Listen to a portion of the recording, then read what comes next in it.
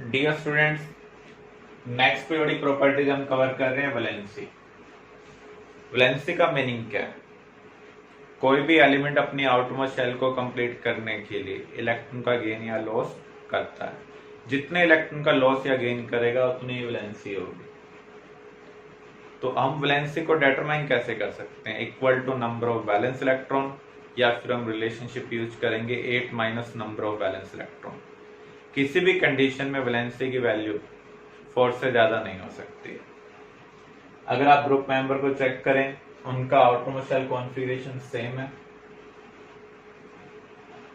यहां पर आप देख सकते हैं S1 आ रहा है। आउटरमोस्ट शेल कॉन्फ़िगरेशन सेम है, इसलिए इनकी वैलेंसी भी क्या होगी? सेम होगी। आप ये कह सकते हैं इनके पास same number of valence electron है, इसलिए वैलेंसी भी क्या है? सेम है। अगर हम S ब्लॉक को कंसिडर करें, दो ग्रुप हैं, ग्रुप 1 एंड ग्रुप 2। ग्रुप 1 में आउटरमोस्ट शेल में 1 इलेक्ट्रॉन है, इसलिए वैलेंसी क्या है? 1। ग्रुप 2 में 2 valence electron present outermost shell में, इसलिए वैलेंसी क्या है? 2 है। ग्रुप के सभी एलिमेंट की वैलेंसी क्या होती है? सेम होती है, क्योंकि उनका आउटरमोस्ट शेल कॉन्फ़िगरेशन क्या होता है? सेम होता है। अगर हम पीरियड में चेक करें, number of valence electron left to right क्या हो रहे हैं? चेंज हो रहे हैं, इसलिए वैलेंसी भी क्या होगी? चेंज होगी। अगर आप इनके लिए वैलेंसी कैलकुलेट करें, यहां तक सेम है, लेकिन इसके बाद वैलेंसी क्या होगी? 8 minus number of valence electron की, क्योंकि किसी भी कंडीशन के अंदर वैलेंसी 4 से ज्यादा नहीं हो सकती है। तो इसकी वैलेंसी क्या होगी? 3, 2, 1, 0। तो किसी भी पीरियड में जो वैलेंसी है पहले तो इंक्रीज हो रही है अप टू मिडल, फिर क्या हो रही है? डिक्रीज हो रही है। तो यहां पर हम इस प्रॉपर्टी में रेगुलर वेरिएशन ऑब्जर्व कर रहे हैं, इसलिए वैलेंसी क्या है? पीरियोडिक प्रॉपर्टीज है।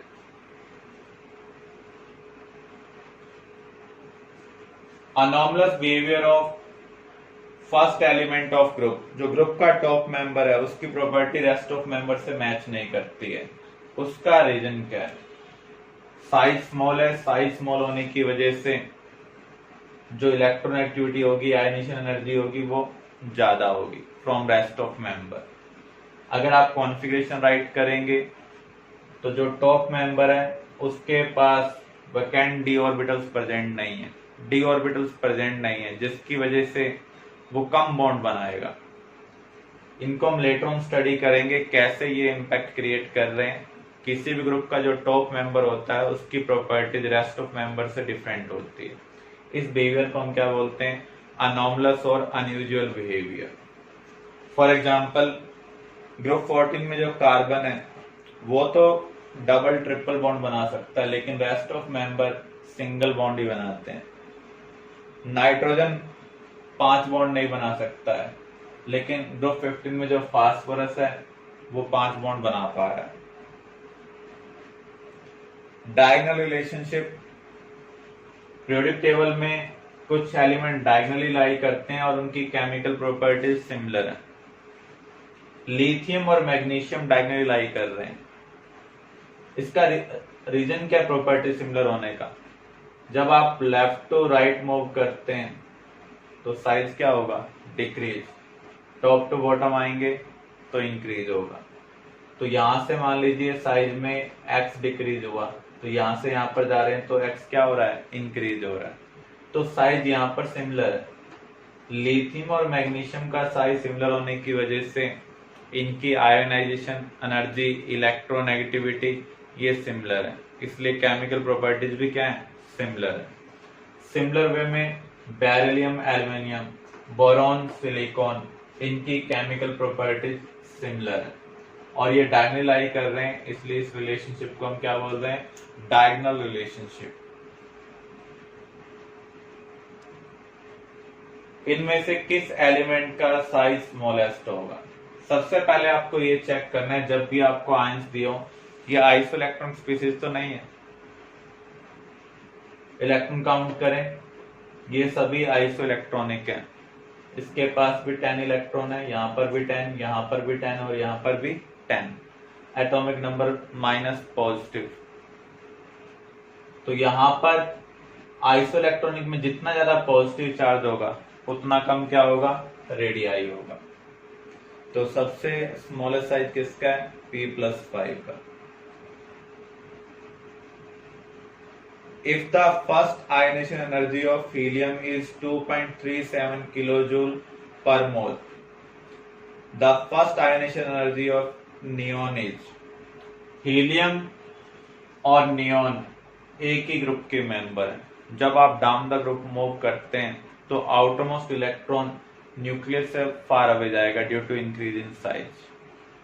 इसका मीनिंग न्यूक्लियर अट्रैक्शन डिक्रीज हो रहा है। अगर न्यूक्लियर अट्रैक्शन डिक्रीज होगा तो एनर्जी की रिक्वायरमेंट भी क्या होगी, कम होगी। हीलियम के केस में इस एनर्जी की रिक्वायरमेंट है, तो नियॉन के केस में इससे कम एनर्जी चाहिए होगी। अगर हम डेटा को एनालाइज करें, दो डेटा आपको कम वाले दिख रहे हैं। हीलियम और नियॉन दोनों ही नोबल गैस हैं। नोबल गैस की आयनिश एनर्जी ज्यादा होती है, तो ये ऑप्शन आपका आंसर नहीं हो सकता। तो आपका आंसर क्या होना चाहिए, 2.08।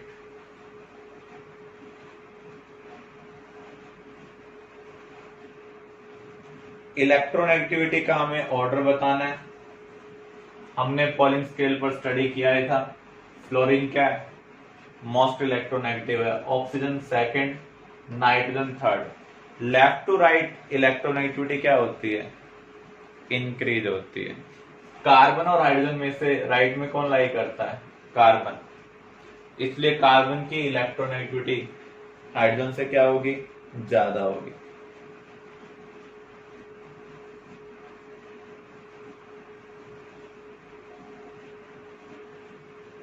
किसका आयनिक रेडियस सबसे कम होगा, अगेन आपको चेक करना है आइसोइलेक्ट्रॉनिक है या नहीं है। अगर आइसोइलेक्ट्रॉनिक है, जिसके पास सबसे ज्यादा पॉजिटिव चार्ज होगा उसका रेडियाई क्या होगा, सबसे कम होगा। ये तीनों आइसोइलेक्ट्रॉनिक है, दोनों के पास 2 इलेक्ट्रॉन प्रेजेंट हैं, तो Be2 पॉजिटिव का जो रेडियस है वो क्या होगा, स्मॉलेस्ट होगा।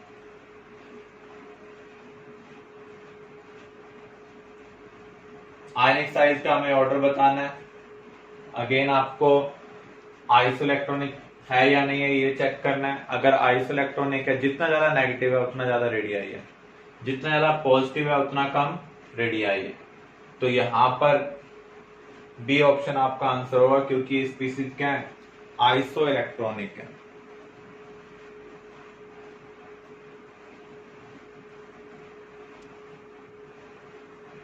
इलेक्ट्रॉन एफिनिटी का हमें ऑर्डर बताना है। सबसे ज्यादा इलेक्ट्रॉन एफिनिटी किसकी है, क्लोरीन की, then sulphur, then oxygen, then nitrogen.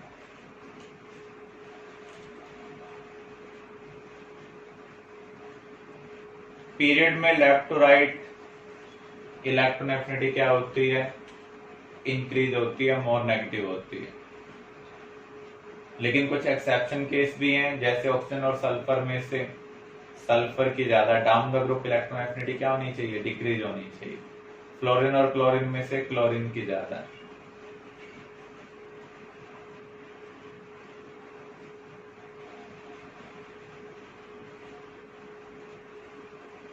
किसका रेडियस सबसे ज्यादा होगा, अगेन आइसोइलेक्ट्रॉनिक चेक करें, जितना ज्यादा नेगेटिव उतना ज्यादा रेडियस।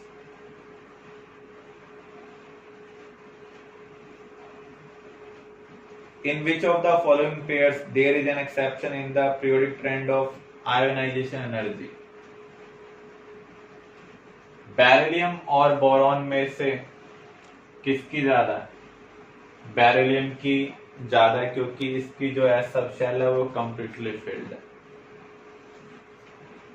नॉर्मली हम क्या कहते हैं, लेफ्ट टू राइट पीरियड के अंदर जो इलेक्ट्रॉन नेगेटिविटी या आयोनाइजेशन एनर्जी है वो क्या होती है, इंक्रीज होती है। यहां पर हम किसकी बात कर रहे हैं, आयोनाइजेशन एनर्जी की। एक्सेप्शन कब आती है, जब स्टेबल कॉन्फ़िगरेशन। तो बेरिलियम बोरॉन में से बेरिलियम का कॉन्फ़िगरेशन क्या है, स्टेबल है, तो यहां पर एक्सेप्शन है। कार्बन नाइट्रोजन में नाइट्रोजन राइट में लाई कर रहा है, तो नाइट्रोजन की ज्यादा ही है। ऑक्सीजन फ्लोरीन में से फ्लोरीन की ज्यादा ही है।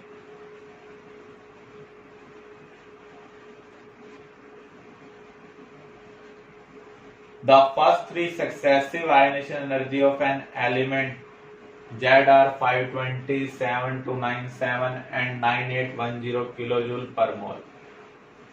एलिमेंट किससे बिलोंग करेगा? जब भी आपको सक्सेसिव आयनेशन एनर्जी का डेटा दिया हो, आप क्या करेंगे? आयनेशन एनर्जी में गैप निकालेंगे। जो गैप सबसे बड़ा होगा वो रिप्रेजेंट करता है, उसके बाद हमें स्टेबल कॉन्फ़िगरेशन मिल रहा है। जैसे यहां पर आप देखें, फर्स्ट की आयनेशन एनर्जी दी हुई है 520, यानी पहले इलेक्ट्रॉन को रिमूव करने के लिए जो एनर्जी चाहिए वो 520 चाहिए, सेकंड के लिए इतनी, थर्ड के लिए इतनी। यहां और यहां का डिफरेंस कम है, जबकि इस और इसका डिफरेंस क्या है? ज्यादा। बिग डिफरेंस कब आता है? जब स्टेबल कॉन्फ़िगरेशन आ जाता है।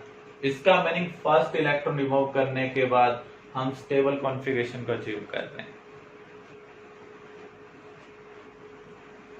तो यहां पर वैलेंसी क्या होनी चाहिए? 1 होनी चाहिए। कौन से ग्रुप की वैलेंसी 1 है? ग्रुप 1 की।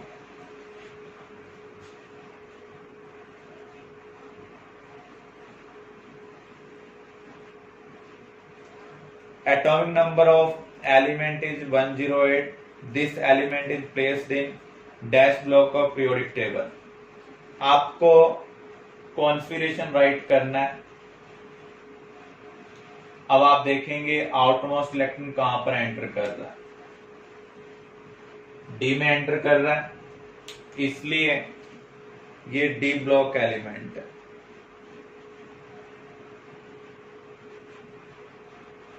Which of the following values in electron volt per atom represent the first ionization energy of oxygen and nitrogen atom respectively? Oxygen और नाइट्रोजन में से किसकी आयनेशन एंथैल्पी ज्यादा है? राइट में ऑक्सीजन लाई करता है, तो हम एक्सपेक्ट करते हैं ऑक्सीजन की आयनेशन एंथैल्पी ज्यादा है। लेकिन जब भी आपको नेबर वाले में चेक करना हो किसकी आयनेशन एनर्जी ज्यादा, तो आप कॉन्फ़िगरेशन राइट करें। जिसका कॉन्फ़िगरेशन स्टेबल होगा उसकी आयनेशन एनर्जी क्या होगी? ज्यादा होगी। तो ऑक्सीजन और नाइट्रोजन में से नाइट्रोजन का हाफ फील्ड स्टेबल कॉन्फ़िगरेशन है, तो नाइट्रोजन की जो आयनेशन एंथैल्पी है वो ज्यादा होनी चाहिए।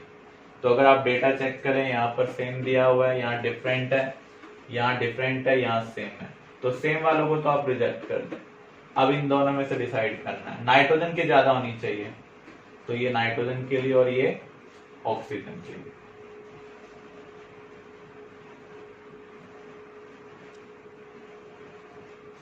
The electron configuration of an element is n-1 d1 ns2, जहां पर आपको n4 दिया हुआ है। ये एलिमेंट्स किस पीरियड से बिलोंग करेगा?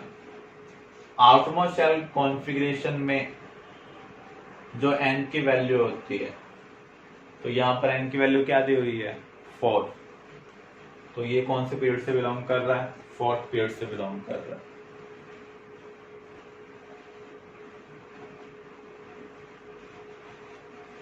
एटॉमिक नंबर 25 दिया हुआ है, आपको ब्लॉक निकालना है। अगेन आपको कॉन्फ़िगरेशन राइट करना होगा।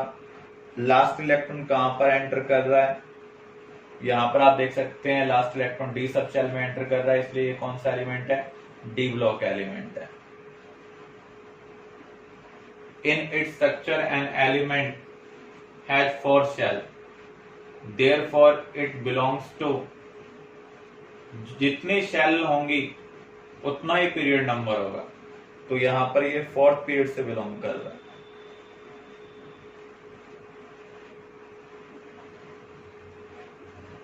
आपको 4 एलिमेंट दिया हुआ, उनका कॉन्फ़िगरेशन दिया हुआ है, इनका हमें पीरियड निकालना है। तो आप देखेंगे n की मैक्सिमम वैल्यू क्या है। देखो ये एसपीडी जो लिखे हुए हैं, इसके साथ जो नंबर लिखा होता है वो n वैल्यू होती है, लेकिन n हम आउटमोस्ट शेल के लिए यूज करते हैं।